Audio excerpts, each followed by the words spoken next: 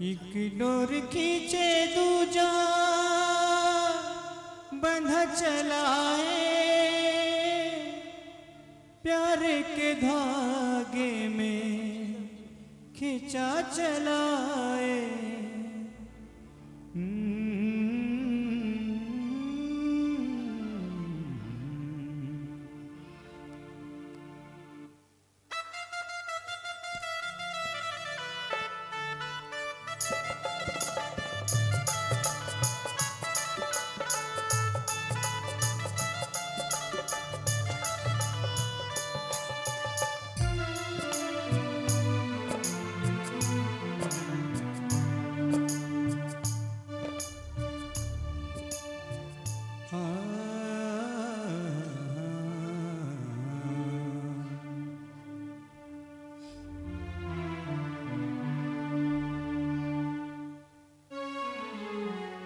तेरे जीवन में खुशियाँ तमाम आएगी,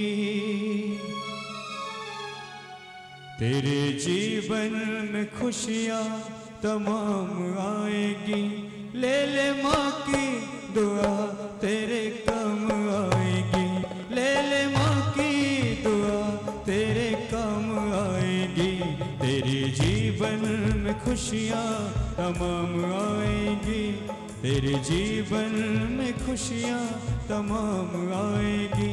ले ले माँ की दुआ तेरे काम आएगी। बहना देख, बहना आगे महाराज का महल है, ध्यान रखना। पता नहीं चलना चाहिए कि हम दोनों भाई बहन हैं।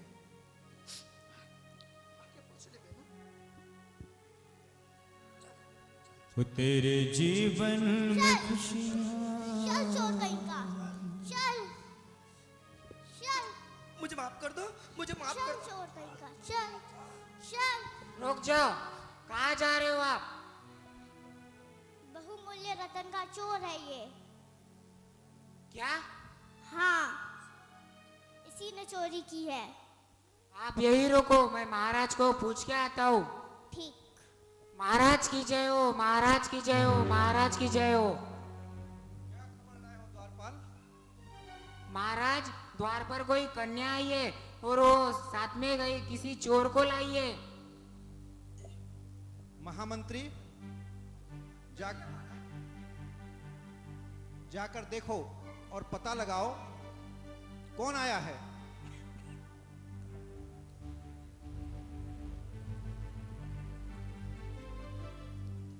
कन्या और ये चोर, इतनी छोटी सी कन्या, क्या बात है? मंत्री जी, ये बहुमूल्य रतन का चोर है। क्या? इसने चोरी की? हाँ। मंत्री जी, मुझे माफ कर दीजिए मंत्री जी, मुझसे भूल हो गई। कहाँ मिला ये मेरे घर में छुपा हुआ था, बचने आया था और मैंने इसे बांध लिया। अच्छा, तो बचने के लिए आपके घर में घुसा था? हाँ, मैं भागते भागते गया। तुमने बहुमूल्य रत्नों की चोरी की? हाँ हाँ, चोरी की मैंने चोरी की, मुझे माफ कर दो। माफ कर दो? लेकिन पहले तो मैं इस कन्या को पुरस्कार दूंगा, फिर तुम्हें देख। महाराज की जय हो। महाराज, जो आपने कहा था कि जो भी चोर को पकड़ के लाएगा उसे पुरस्कृत किया जाएगा, तो एक छोटी सी कन्या ने उस चोर को पकड़ के लाया है। उसको राज दरबार में पेश करो। चलो आ जाओ। मार दिया जाए कि छोड़ दिया जाए, बोल तेरे साथ क्या सलूक किया जाए। राम महाराज। हे कन्या, हाँ महाराज। तुम कौन हो?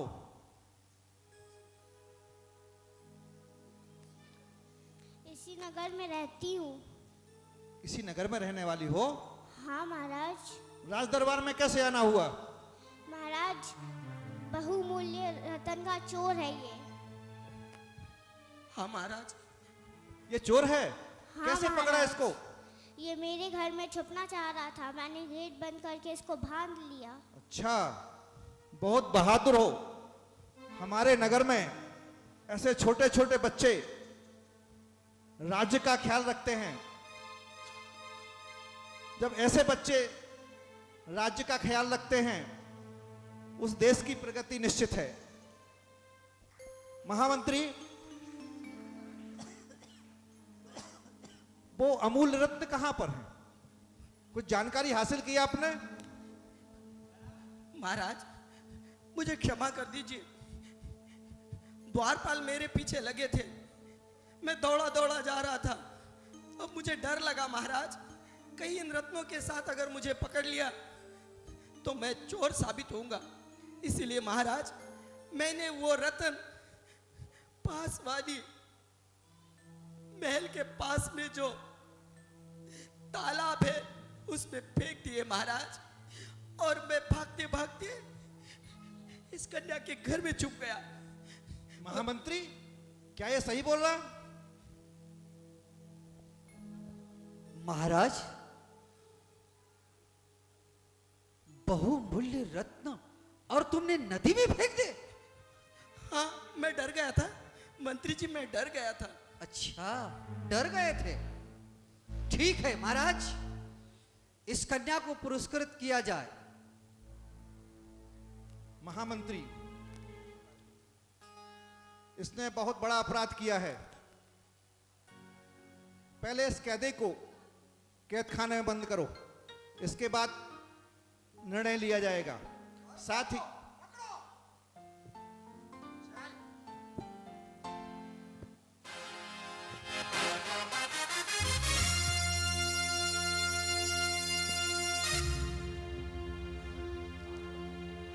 महामंत्री, इस कन्या ने बहुत बहादुरी का काम किया है। इसलिए जो मैंने वचन दिया था, नगर में ढिंढोरा पिटवाया था कि जो भी चोर को पकड़ के लाएगा उसको उचित पुरस्कार दिया जाएगा। इसलिए हे बेटी, तुम इस पुरस्कार की हकदार हो। प्रणाम माँ।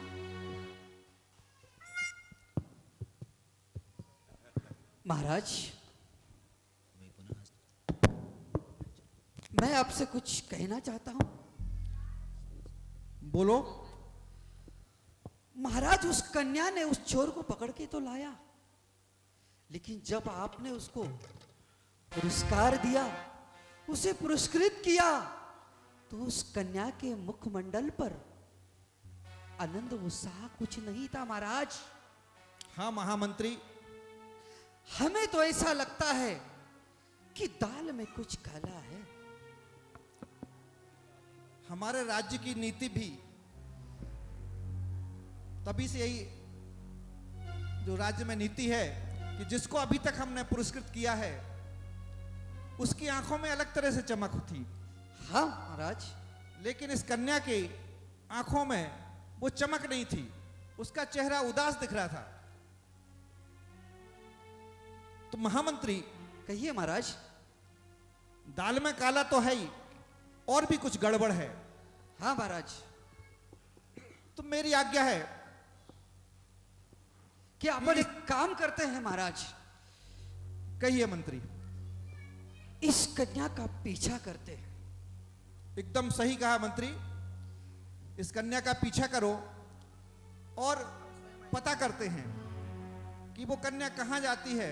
हाँ, और उस जो पुरस्कार दिया है उस राशि का वो कैसे उपयोग करती है।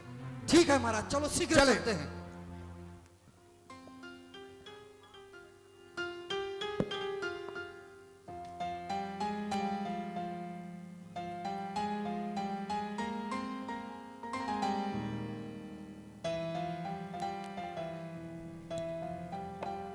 माँ उठो, माँ उठो, उठो माँ, दवाई खा लो। उठो माँ उठो, दवाई खा लो। उठो माँ, माँ उठो। बेटी मंत्री, छुपते छुपते चलना, आवाज बिल्कुल नहीं होना चाहिए।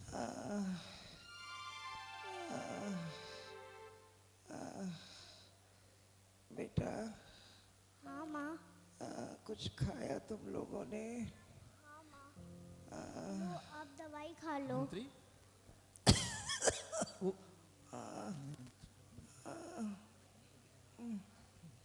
उठो माँ। वो कन्या कहाँ गई, कुछ पता चला?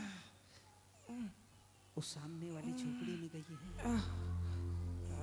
वो देखो, वो देखो। चले मंत्री। नहीं नहीं, रुक जा, देख क्या करती है, देख तो लो। लो माँ दवाई खा लो। दवाई? ये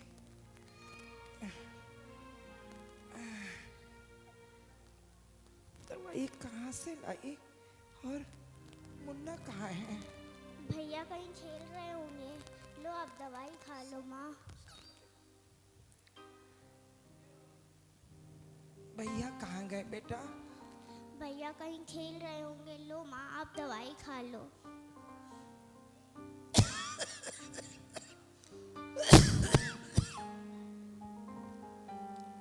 बेटा तुम तो जानती हो कि मुन्ना को जब तक मैं अपने आंखों से देख नहीं लेती तब तक तो मैं पानी भी नहीं पी सकती।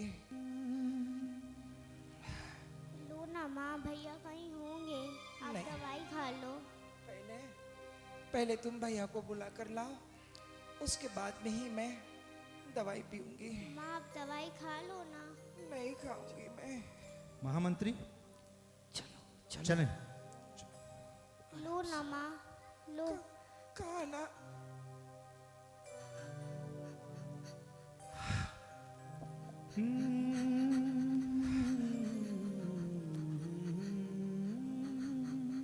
कौन है?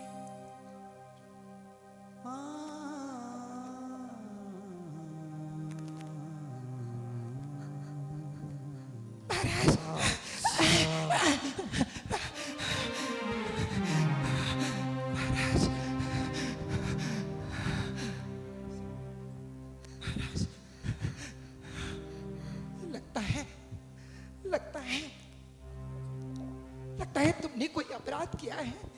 क्या किया है तुमने? क्या किया है? सुनो सुनो, देखो बोलती क्यों नहीं है? बोलती क्यों नहीं है? ए बूढ़ी माँ, देखो। बेटी को क्यों मार रही हैं आप? महाराज मुझे लगता है मेरे बच्चों ने कोई अपराध किया है।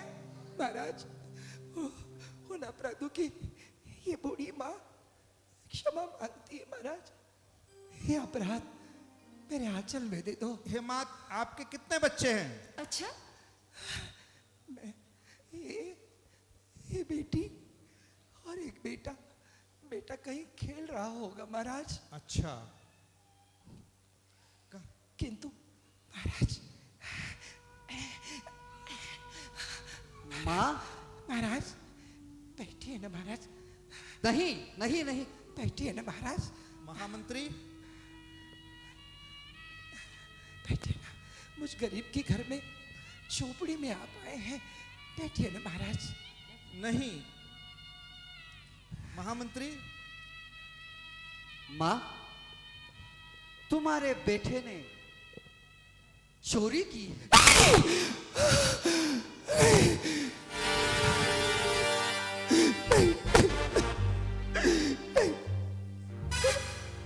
महाराज हम लोग गरीब जरूर है लेकिन चोर नहीं है महाराज, चोर नहीं है महाराज। उसने चोरी की है इसलिए वो काल कोठरी में है। माँ नहीं महाराज, नहीं महाराज। ये माँ का दिल कहता है मेरे बेटे चोर नहीं है महाराज, चोर नहीं है। वाह माँ, वो चोर नहीं है, चोर नहीं है। ठीक है, अभी उसको बुलाया जाएगा। महामंत्री, जी महाराज। उस कैदी को कैद खाने से पेश किया जाए। दार वालों, जाओ उस कैदी को लेके आओ। मेरा बेटा काल कोठरी में। बेटा बेटा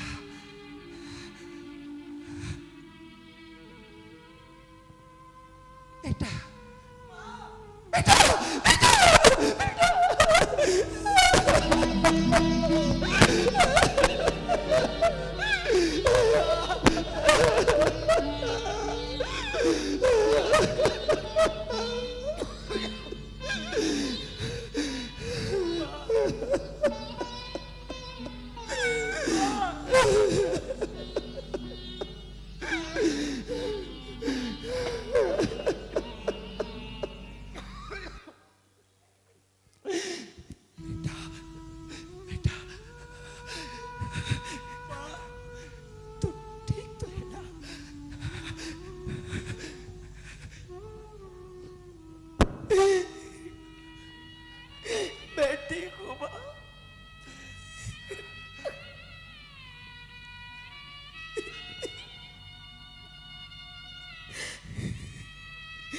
देख रहे हैं महाराज, कितना प्रेम है माँ और बच्चों में।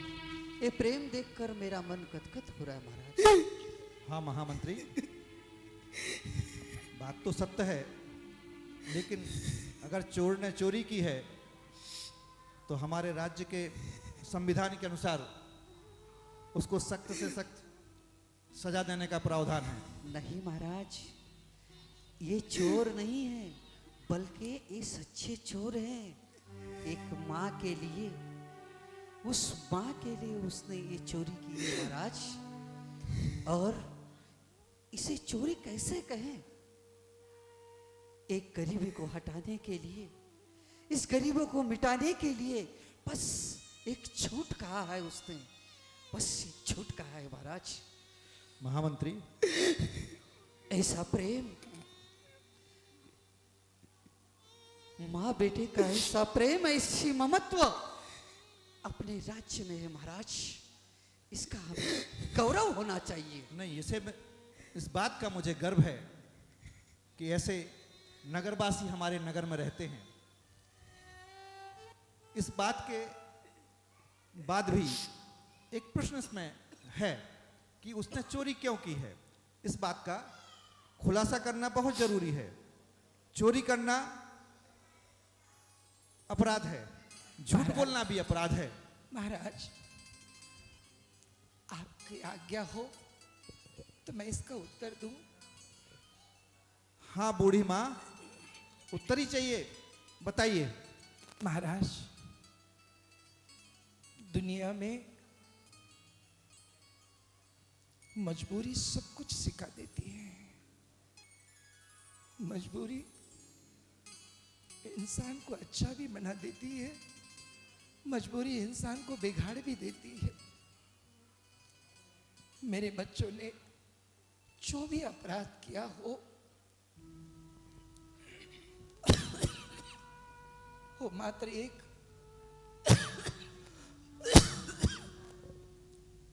माँ को बचाने के लिए, क्योंकि हम गरीब हैं, निर्धन हैं। मेरे बच्चे 4 दिनों से भूखे हैं, दवाई के लिए पैसे नहीं, इसलिए कुछ अपराध जरूर किए होंगे। किंतु महाराज, मैं चाहती हूं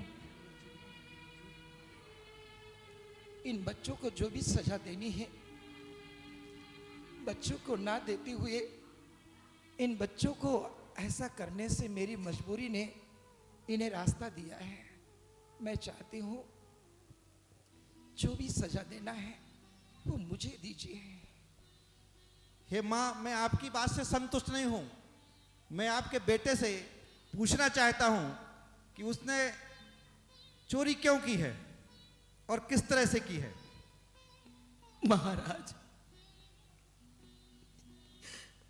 मैंने कोई चोरी नहीं की महाराज। मैंने सिर्फ झूठ बोला है, झूठ बोला है महाराज, झूठ बोला है।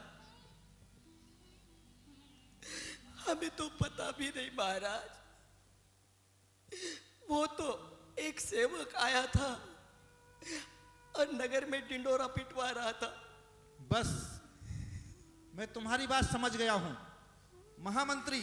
कहिए महाराज। जिस राज्य में, जिस नगर में नमोस्तु शासन जयवंत होता हो, हाँ महाराज। मोक्ष मार्ग पर बढ़ने वाले साधुजन जहां निवास करते हों, धर्म प्रचार करते हों, ऐसे सफेद वस्त्रधारी ब्रह्मचारीगण धर्म ध्वजा लेके चलते हों, जहां सात्विक प्रवृत्ति के जीव रहते हों, और वहां इस राज्य में इस तरह की व्यवस्था। अब मैं आदेश देता हूं कि पूरे नगर में, पूरे राज्य में आप सर्वेक्षण करें, और जहां इस तरह से गरीब और लाचार मजबूर लोग हों, मजलूम हों, ऐसे लोगों को, ऐसे परिवारों को पूरी सहायता दी जाए। महाराज आपकी आज्ञा हो तो मैं एक प्रश्न पूछूं? आज्ञा है। हे बालक, कहिए मंत्री जी। यदि तुमने चोरी की और तुम्हें सजा दी जाती और तुम्हें सूली पे चढ़ाया दिया जाता तो क्या करते? क्या होता, क्या होता? मुझे अगर सूली पे चढ़ा देते तो क्या होता? मेरे प्राण चले जाते ना। अरे जिस माँ ने मुझे 9 महीने 9 दिन तक अपने कोख में रखा, जिस माँ ने मेरे लिए इतने कष्ट सहन किए, उस माँ के लिए मुझे एक बार तो क्या 100 बार भी सूली पे चढ़ना पड़े तो मैं हंसते हंसते चढ़ूंगा। महामंत्री, कहिए महाराज। मैं इस बालक की बात सुनकर बहुत खुश हुआ हूं। ऐसे दृढ़ संकल्पी नागरिक जब अपने राज्य में हैं तो सबसे पहले तो इनकी व्यवस्था की जाए। महाराज आपकी आज्ञा हो तो एक बात मैं उनके मां से कह लूं? मां जी, आज्ञा है। मां जी,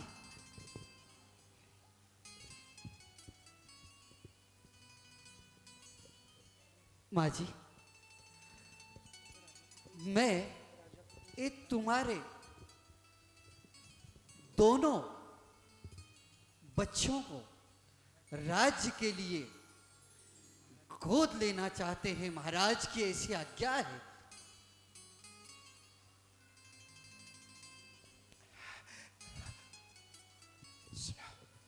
इधर आओ। क्या माँ?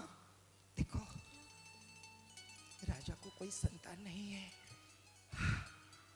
उन्होंने तुम दोनों को गोद मांगा है।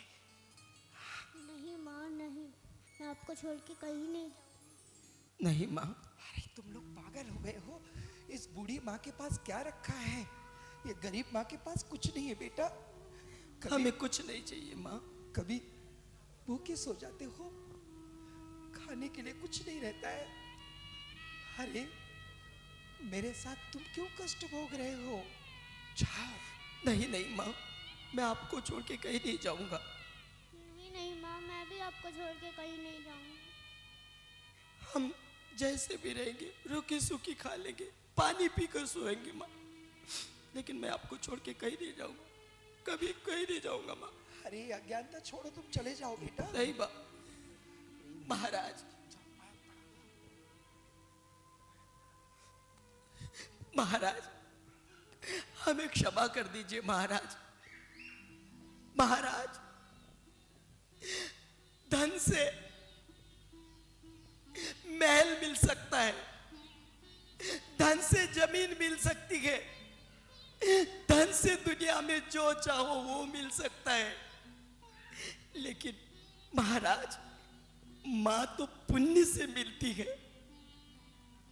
मां तो पुण्य से मिलती है महाराज। हमें कुछ नहीं चाहिए महाराज। हम हमारी माँ को छोड़कर कहीं नहीं आएंगे महाराज, कहीं नहीं जाएंगे माँ, कहीं नहीं जाएंगे। हे माँ, तुम्हारे बच्चे धन्य हैं। और आप मेरे आदेश का मतलब नहीं समझें। गोद लेकर के राजमहल में नहीं रखना है। महामंत्री, इनके लिए राज्य की 10 एकड़ भूमि, उपजाऊ भूमि और एक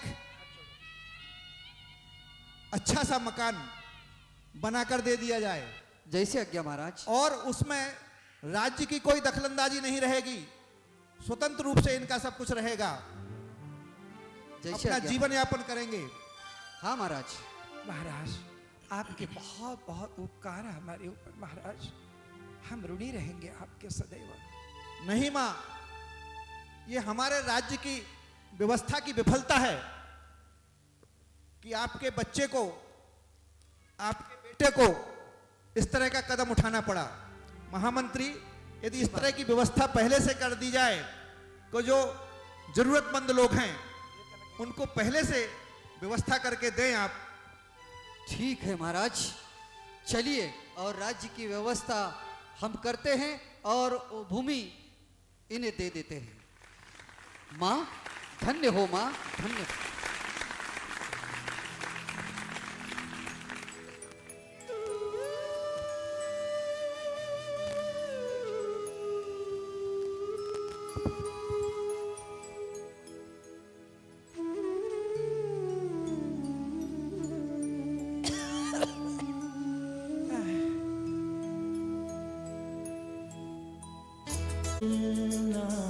किससे करूं माँ तुम सा और न कोई,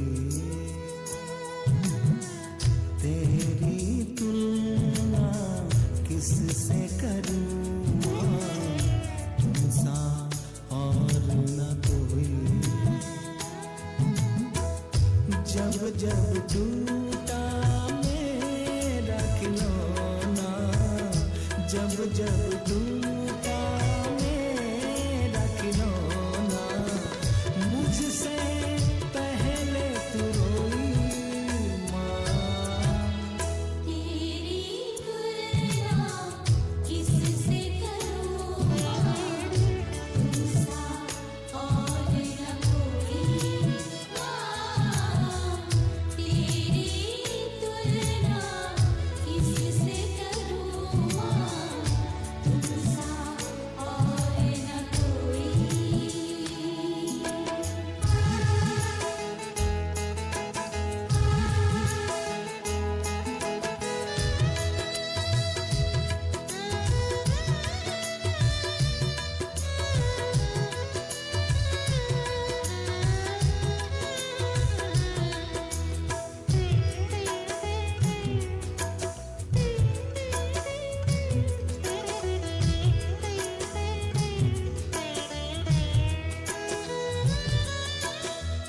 जब मैं रोया फूट फूट कर बातों से बहलाया माँ, थपकी देकर लोरी गाकर पलकों पे है झुलाया माँ। जब तक सोया मैं न चैन से, तब तक तू ना सोई माँ। तेरी तुलना किससे करूं माँ तुमसा और न कोई। विश्व में समय शिखर जी में होने वाले प्रतिष्ठा को देखा जा रहा है। जितने भी भारतवर्ष के महानुभावों ने इन पंच कल्याणक को अपनी दृष्टि में सजाया है, अपनी दृष्टि से देखा है, उस पूरे भारतवर्ष एवं अनेक देशों से फोन आ रहे हैं। उन देश विदेशों के सभी महानुभावों को बहुत बहुत धन्यवाद देते हैं जिन्होंने अपना बहुमूल्य समय निकालकर पुण्य संपादन किया। और विशुद्ध देशना चैनल संचालक एवं कैमरामैन, उनको हम सारे कलाकार, हमारे प्रतिष्ठाचार्य जी, संजय जी सरस तथा राजेंद्र जैन कलाकार टीम द्वारा बहुत बहुत धन्यवाद देते हैं, धन्यवाद के पात्र हैं। जो जहाँ से देख रहे हैं, एक बार इस चैनल के लिए स्पष्टता, शुद्धता और बहुत अच्छे से क्लियरिटी है। आप महानुभाव संपूर्ण भारतवर्ष से जहाँ जहाँ देख रहे देश विदेशों से तालियां बजाकर एक बार उनके लिए सम्मान करें। तहे दिल से धन्यवाद, धन्यवाद, धन्यवाद। विशुद्ध देशना चैनल के लिए बहुत बहुत धन्यवाद।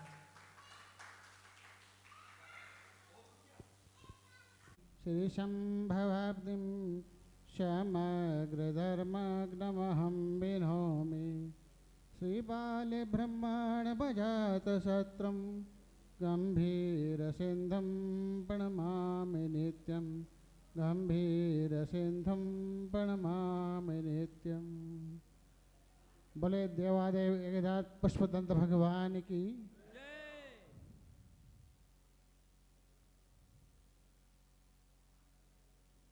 श्री एक हजार शांतिनाथ भगवान की।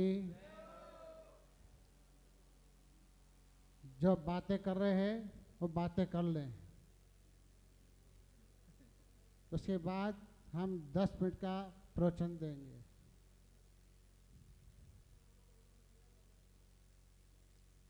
अपने दोनों हाथ ऊपर करेंगे, कमला आकार बनाएंगे। बोले देवादेव विराट पारसनाथ भगवान की। आवाज नहीं आई। बोले 1000 महावीर भगवान की। 24 तीर्थंकर भगवान की। अनंतानंद परम सिद्ध परमेष्ठ भगवान की। परम पूज्य आचार्य श्री आदि सागर महाराज की। परम पूज्य आचार्य श्री महावीर कीर्ति जी महाराज की। परम पूज्य आचार्य श्री विमल सागर महाराज की। परम पूज्य आचार्य श्री सन्मति सागर महाराज की। परम पूज्य प्रातस्मरणीय बाल ब्रह्मचारी आजीवन अन एवं सठरस के स्थिराचार्य संभव सागर गुरुदेव की। आचार्य विशुद्ध सागर महाराज की। परम पूज्य बालाचार्य 108 मोक्ष सागर जी महाराज की। 3 कम 9 कर्मण महाराज की।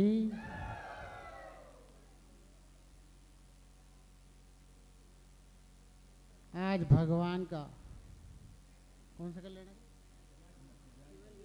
ज्ञान कल्याणक, केवल ज्ञान कल्याणक होगा।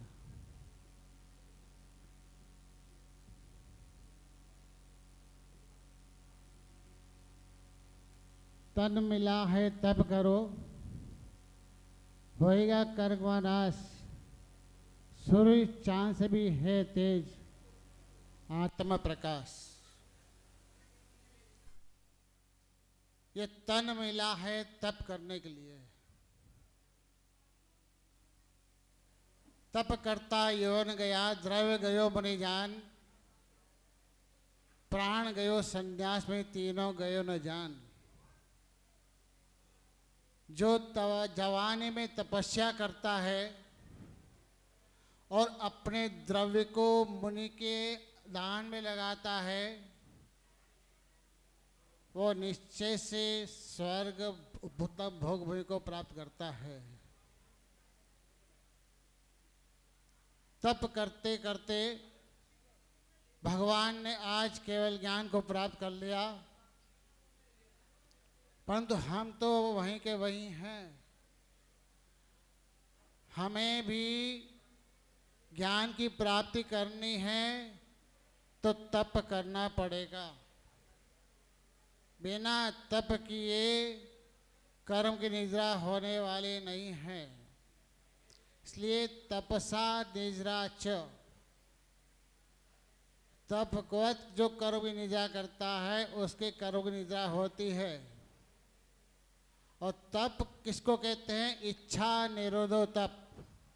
जब तक हमारी इच्छाओं का निरोध नहीं होगा, जब तक इच्छाओं से हमें विरक्ति प्राप्त नहीं होगी, तब तक हम तपस्या नहीं कर सकते हैं। इसलिए 5 इंद्रिय हैं। 5 इंद्रिय में 2 इंद्रिय को जितना है। 5 इंद्रिय में 2 इंद्रिय मुख्य है। कौन सी है? स्पर्शन रसना। ये रसना इंद्रिय को कंट्रोल जिसने कर लिया, जिसने ये रसना इंद्रिय को कंट्रोल कर लिया, वह स्पर्शन इंद्रिय को कंट्रोल कर सकता है। रसना इंद्रिय को कंट्रोल करने के लिए हमें 22 अभक्ष का त्याग करना पड़ेगा। जब तक हम 22 अभक्ष का त्याग नहीं करेंगे तो हमारे इंद्रिय कंट्रोल में आने वाली नहीं है। इसलिए पाप की मूल जड़ है तो 2 ही चीज है। पाप की मूल जड़ है 2 चीज। कौन सी है? नोट। पाप की मूल जड़ है 15 प्रमाद और 22 अभक्ष।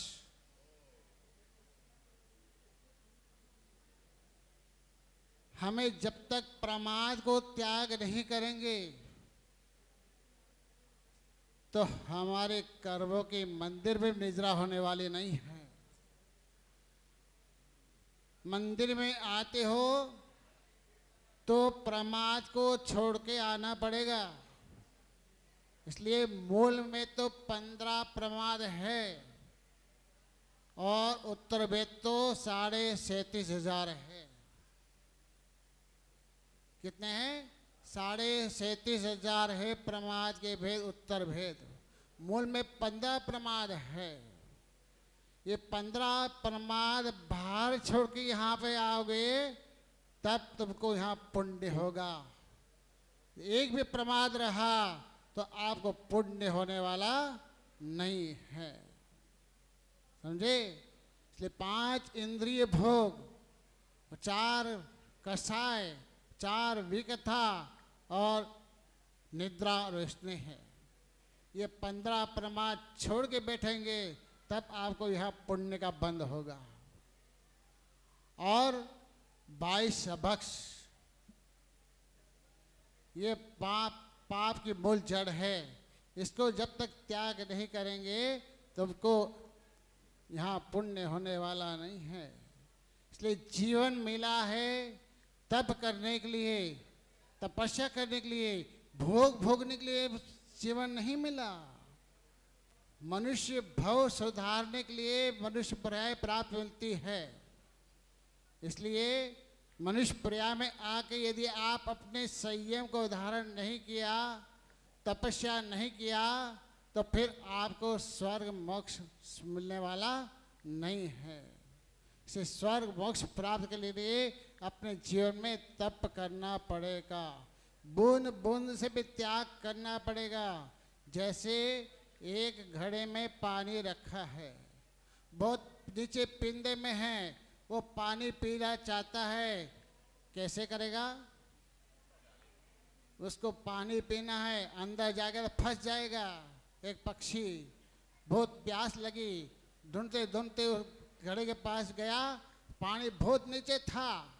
वो पानी पीने के लिए क्या किया उसने? एक एक कंकण करके उसने उस घड़े में डालता गया, पानी ऊपर आया और पी के चला गया। उसी प्रकार हम बूंद बूंद से यदि त्याग करेंगे, एक छोटा छोटा भी त्याग करेंगे, नियम लेंगे, तो एक दिन हम तीर्थंकर भगवान महावीर तक पहुंच सकते हैं।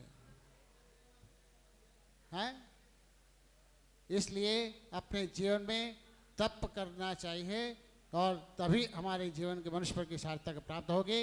इतना अब हम दर्शन करेंगे। बोले आचार्य संभव सागर गुरुदेव की जय। परम पूज्य बालाचार्य मोक्ष सागर जी महाराज की। अब आगे हम यहाँ पर समोसर लगने वाला है। आगे की प्रतिक्रिया के लिए हमारे पंडित जी आ रहे हैं हमारे बेंत में। पर्दा है पर्दा, पर्दे के पीछे प्रभु जी की मूरत, जिसने 31 25,525।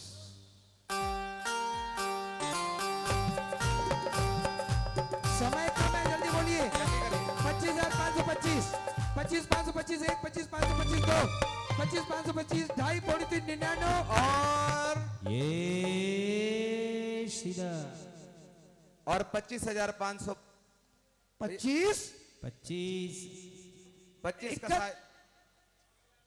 25 कसायों का नाश हुआ है, परंतु 25 रत्न का प्रतीक और ये 25,525 1 2 2.5 पौड़ी 399 और ये 3 बार सौभाग्य प्राप्त किया है बहन। जल्दी नाम दे दें। और इसके बाद अगला सौभाग्य है समो शरण में साक्षात विराजमान। ये बोली ली है पवन जी जैन, अबरल भैया जी। प्रॉपर कहां से? एक मिनट। अच्छा, भैया जी के माता पिता है क्या? एक मिनट। अच्छा, क्या बात है, बहुत बढ़िया। अबरल भैया जी के माता पिता जिन्होंने ये सौभाग्य प्राप्त किया है, जोरदार तालियां बजाकर इसके बाद समो शरण का बिहार हो जाएगा, पता नहीं कब आएगा। समो शरण से भरे पूरे समो शरण से प्रवचन के तत्काल बाद आरती और प्रवचन के बाद आरती के बाद तत्काल विघटन। पंडित जी ये बोली जो लिए पाद प्रक्षालन का सौभाग्य प्राप्त किया है। चले जल्दी। पंचेते परमेष्ठिना प्रतिदिनम कुर्वन्तु ते मंगलम। ओम ह्रीं समोसरण पट्ट उद्घाटयामि। समोसरण विराजित अरिहंत भगवान की, परमेष्ठी भगवान की, चतुर्विध संघ की जय हो। सारा देश आज दर्शन कर रहा है अरिहंत भगवान सहित ऐसे भरे पूरे समोसरण का। लाइव चल रहा है कार्यक्रम। देश विदेश के 160 देशों के सारे भक्तगण आज सिर झुका रहे हैं, टीवी के आगे नहीं। आइए पात्र प्रक्षालन तत्काल। साथ में भरत बाहुबली एवं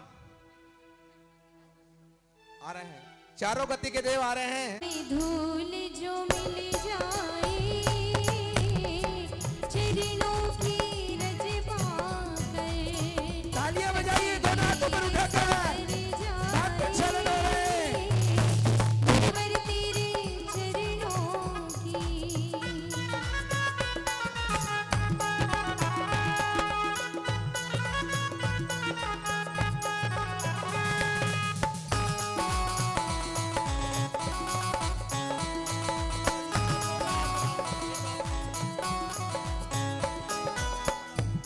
ओ गुरुवर तेरे चरणों की रज अति पावन है।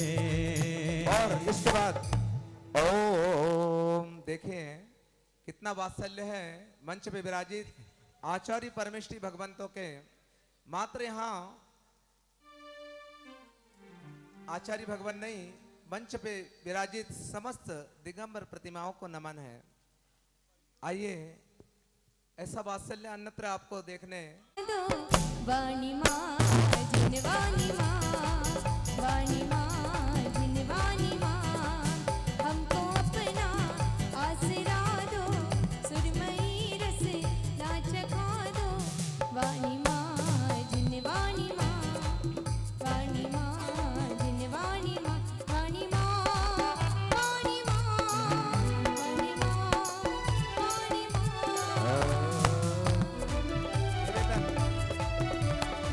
ओम। और आते हैं अब हम सीधे जुड़ते हैं। चले मंच से नीचे बैठकर ही, सही बात है, नीचे झुकती है बाल्टी तभी पानी आता है। नीचे बैठकर हम प्रवचन सुनेंगे। आते हैं आप सीधे निवेदन करते हैं। भैया माइक लगा दो अच्छे से, माइक वाले भैया जल्दी करो। रख दूं? और आइए जिस घड़ी का हमको इंतजार था वो घड़ी अब सारे विश्व के बीच में आ गई है। सारा विश्व प्रतीक्षारत है कि 4 कब के बज चुके हैं। आचार्य भगवान की वाणी का लाभ हमें क्यों नहीं मिला, परंतु जो देर से मिलता है ना, धीरज का फल।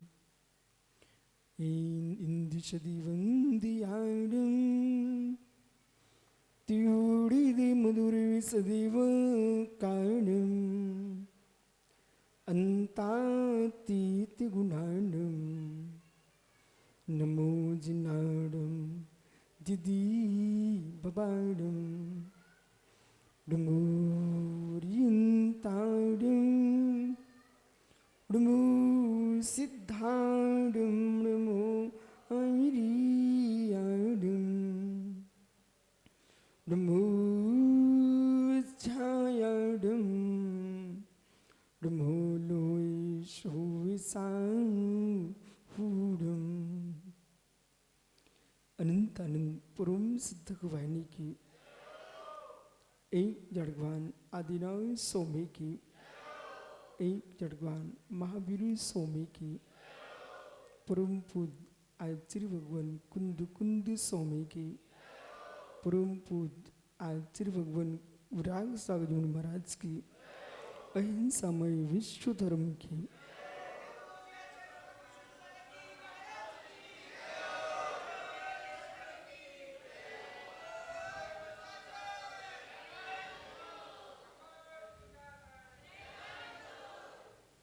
श्री अत्यंतम अवतब्बम तत्यदेयम दब्बम को सप्तभंगम आदि स्मरण संभवतु वस्तु अनंत धर्मात्मक है। अनंत धर्मात्मक पदार्थ अनेकांत रूप है। अनेकात्मक पदार्थ को हम स्याद्वाद पद्धति के माध्यम से समझते हैं। वस्तु स्याद अस्ति स्याद नास्ति, स्याद अस्ति नास्ति स्याद अवाच्य, अस्ति अवाच्य नास्ति अवाच्य, अस्ति नास्ति अवाच्य। संपूर्ण ब्रह्मांड की व्याख्या इस सप्तभंगी के माध्यम से होती है। प्रमाण सप्तभंगी और नए सप्तभंगी उभय सप्तभंगी के माध्यम से विश्व के संपूर्ण तत्वों का बोध होता है। कथंचित देवेष्टम कथंचित देव ततो वे वाच्यम चे नए योगान सर्वथा। नए योगान न सर्वथा पदार्थ का जो व्याख्यान है वो नए योग से होता है, सर्वथा नहीं होता है। जहां पर एकांत दृष्टि है वह मिथ्या दृष्टि है, जहां अनेकांत दृष्टि है वह समीचीन दृष्टि है। भगवान की दिव्य देशना में प्रथमानुयोग, करणानुयोग, चरणानुयोग और द्रव्यानुयोग चार अनुयोग द्वादशांग की व्याख्या है, जिसमें उपासका ढंग में श्रवणाचार्य की श्रावकाचार्य की व्याख्या है और आचारांग सूत्र में श्रवणाचार्य की व्याख्या है। समति गुप्त रूप 13 प्रकार का चारित्र जो है यही आत्मा के हित का साधन है। 12 प्रकार का श्रावक का जो व्रत है और 11 प्रतिमा रूप ये उपासक की चर्या है। दोनों ही चर्याएं मोक्ष के कारण है, एक साक्षात कारण है, एक परंपरा से कारण है। श्रवणाचार और श्रावकाचार इन दोनों आचार्यों को नहीं पालता भी जीव उपचार से मोक्ष मार्गी हो सकता है। यदि श्रवणाचार, श्रावकाचार और देव साज गुरु इनके प्रति सम्यक श्रद्धान है, वह जीव किसी भी चार्थ का पालन नहीं करता है, तब भी सम्यक दृष्टि जीव उपचार से मोक्ष मार्गी है। परमार्थ दृष्टि से वस्तु तत्व जो है वो अपने आप में निश्चय और व्यवहार दो दृष्टियों से भी हम व्याख्यायित करते हैं। आदेश ओक की दृष्टि से हम व्याख्यान करते हैं, मार्गणा गुणस्थान की दृष्टि से हम तत्व को समझते हैं, और जब हम तत्व को निश्चय व्यवहार दृष्टि से देखते हैं तो हमारे लिए समझ में आता है जेने दिट्टि भीड़ा तेषमनि बत्त स्वा उपलब्धि बत्त स्वा भीड़ा सम्मा इट्टी कावंती। जीर्ण दिट्टि बीना, जो पुरुष नय की दृष्टि से बीन है। यदि लोक में कोई पुरुष तीर्थराज सम्मेशकर की वंदना के लिए जा रहा हो और मार्ग में एकाक्षी पुरुष दिख जाए, उसके लिए कहते अवशकुन हो गया है, उसका मार्ग विरुद्ध हो गया है। मित्र, जहां पर निश्चय और व्यवहार दो दृष्टियां हैं। जैन सिद्धांत के दो नयन हैं, एक का नाम निश्चय, एक है व्यवहार। इन दो नेत्रों में से एक भी नेत्र भंग होता है तो मित्र विश्वास रखना एकाक्षी कहलाएगा। जो एकाक्षी पुरुष होता है उसका मोक्ष मार्ग में अपशकुन होता है। जैसे कि एक पंख के माध्यम से पक्षी गगन में गमन नहीं कर सकता है, ऐसे ही एक नए से तो पुरुष सिद्ध शिला की ओर गमन नहीं कर सकता है। इसलिए निश्चय व्यवहार, निश्चय भी जिनागम का विषय है, व्यवहार भी जिनागम का विषय है। निश्चय का लोप होता है मित्र तो परमात्म तीर्थ का लोप होता है, और व्यवहार नय का लोप होता है तो व्यवहार तीर्थ का लोप होता है। दोनों नियमों को समझ करके जो तटस्थ हो जाता है वही जिनेंद्र की देशना के पुष्कल फल को प्राप्त होता है। इसलिए सिद्धांतों को समझने के लिए नय को जानना बहुत आवश्यक है। जगती पर जितने दर्शन हैं, दृष्टिवाद पूर्व में सारे दर्शनों के 363 दर्शनों की व्याख्या है, लेकिन जितने दर्शन हैं वे आंख से देखने वाले दर्शन हैं। जितने दर्शन हैं आंख से देखने वाले दर्शन हैं, और जो इंद्रियों से देखने वाले दर्शन हैं वे भूतार्थ नहीं हो सकते हैं, इंद्रिय क्षोषक हैं। जहां करण है, जहां क्रम है वहां प्रतिबंध है। जहां पर करण है, जहां पर क्रम है वहां पर प्रतिबंध है। सावरणत्व कर्ण जनत्व च प्रतिबंध संभवात। जो ज्ञान सावरण है, जो ज्ञान कर्णजन्य है, इंद्रिय जन्य वहां प्रतिबंध है। अरिहंत देव सर्वज्ञ का जो ज्ञान है न क्रम रूप है न करण रूप है, वो छायिक ज्ञान है, प्रतिबंध शून्य, वही सत्यार्थ का बोधक है। इसलिए सम्यक तत्व की जो गवेषणा है वह मेरे मित्र क्रम से बोध नहीं हो सकती है। जैन दर्शन में दो प्रकार की व्याख्या है, एक क्रमिक ज्ञान की व्याख्या है, एक अक्रमिक ज्ञान की व्याख्या है। जो क्रमिक ज्ञान है वो सावरण ज्ञान है, क्रमिक ज्ञान है वह कर्णजन्य ज्ञान है, क्रमिक ज्ञान है वो क्रम भावी ज्ञान है। इसलिए जैन सिद्धांत में पर्याय की दृष्टि से क्रम भावी, क्रम नियत, क्रम वर्ती का प्रयोग है, क्रमबद्ध का प्रयोग जिन शासन में कहीं भी नहीं है। तत्व ज्ञानम प्रमाणम ति युगपसर भाषणम क्रम भावी यज ज्ञानम स्यात् बाद नहीं संस्कृतम।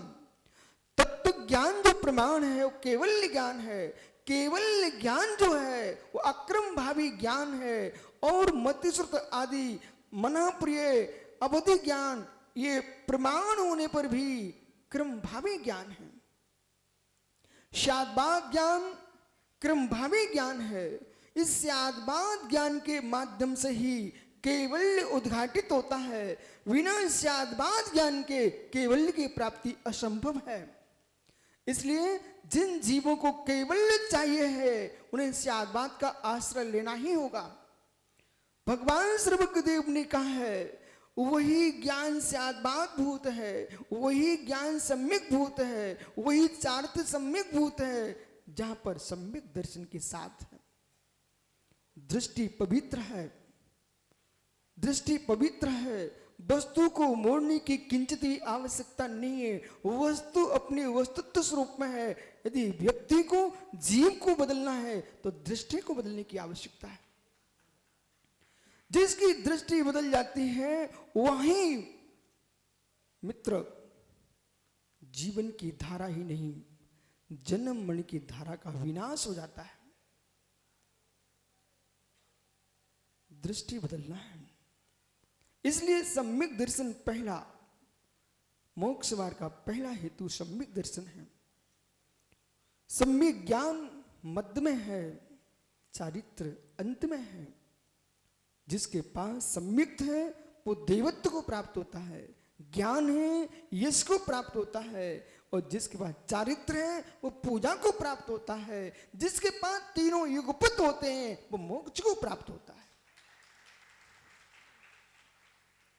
यदि मोक्ष चाहिए है तो सम्यक बड़ा पवित्र है। ज्ञानियों,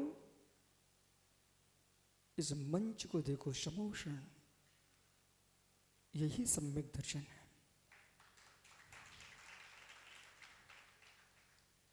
जो निर्गंत योगियों को निहार रहा है, दर्शन सम्यक है तो दर्शन सम्यक है।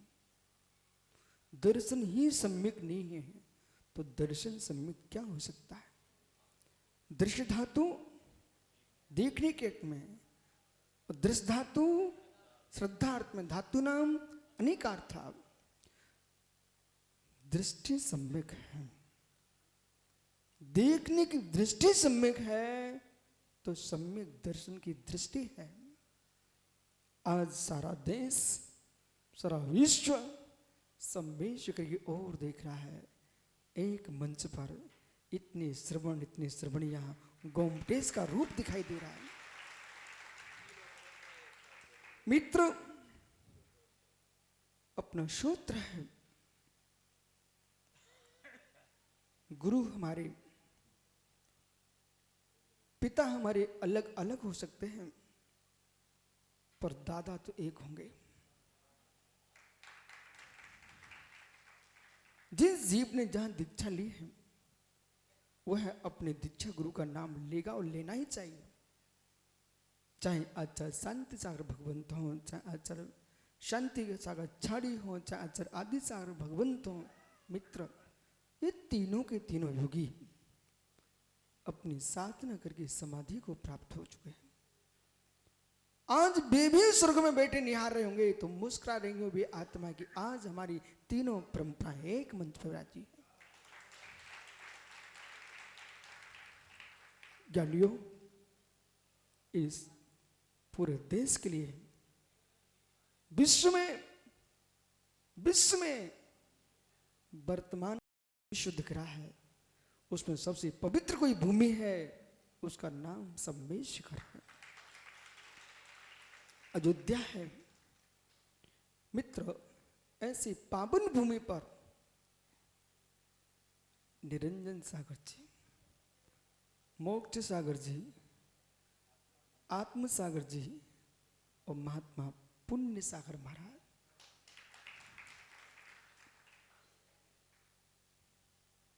आज पुण्य सागर महाराज जी यथार्थ कहूं, पूरे देश की आंखें यही देखने के लिए तरसती हैं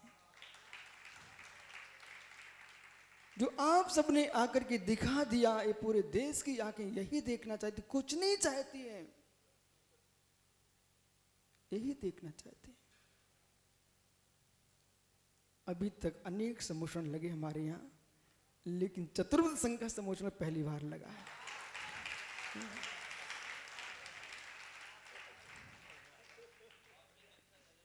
ज्ञानी इस समोषण में बैठ करके ऐसी भावना है कि हे नाथ, जितनी समोषण में श्रावक श्राविका आए हुए हैं और जितने निर्गंत तपोधन विराजे हैं, श्रमणियां हैं, श्राविका हैं, श्रावक हैं, प्रभु एक खोटी क्रिया दे करके संस्कार पड़ जाते हैं, पता नहीं कौन सी पर्याय में उदय में आ जाए। आज इस समोषण पर की एक दृष्टि हम सबके भीतर चली जाए और किसी एक पर्याय में अंतिम श्वास लेते लेते सम्मेश्वर के समोषण दृष्टि में आ गया, समाधि मरण हो ही जाएगा और मेरे मित्र नियम से निर्वाण होगा। संपूर्ण साधना का सार जो है, आराधना का काल लंबा है, साधना का कार्य समय कम है, वो विशुद्धि का काल उससे भी कम है। पुण्य समझना, भगवान तीर्थंकर देव ने कहा है, साधना का काल दीर्घ है, आराधना का काल और दीर्घ है। वो आराधना काल विशाल है, साधना काल छोटा है, विशुद्धि का काल अत्यंत न्यून है।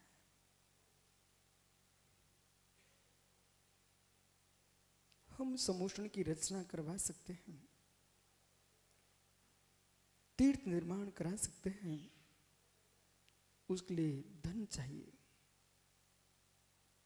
पर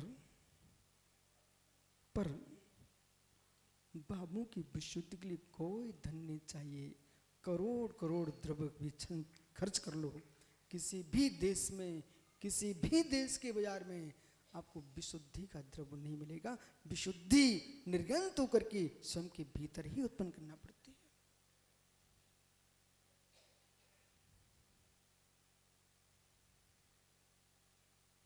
मैं भूला नहीं, मैं आपको समय दिया है, इस मंच को देख लो, जितने देश के श्रावक आए हैं, इस मंच को निहार लो एक बार, और ऐसे निहार के जाना कि जीवन के अंतिम पल तक ये तुम्हारी दृष्टि की ओझल न हो पाए, और विश्वास रखना ये मंच तुम्हारी आंखों में झूलता रहा, आपके गुणस्थानों के झूले ऊपर उठेंगे।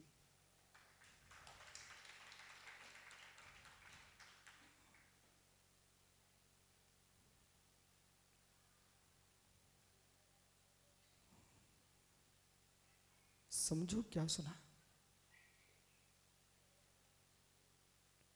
एक पिता के क्या 4 बेटे नहीं हो सकते?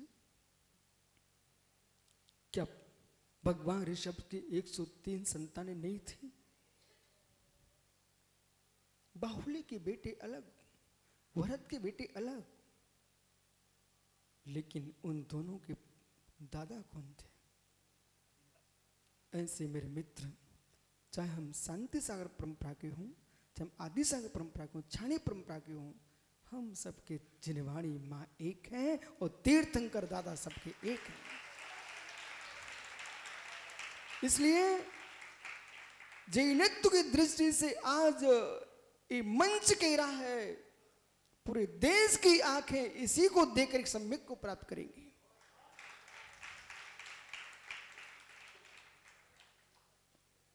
आज हम सब एक साथ बैठे हुए हैं, ये आचार उपाध्याय ये सब व्यवस्था है, लेकिन जब भी निर्वाण होगा, पुण्य सागर जी मित्र, मैं मित्र कह रहा, अपनी मित्रता बीजापुर में हो चुकी थी।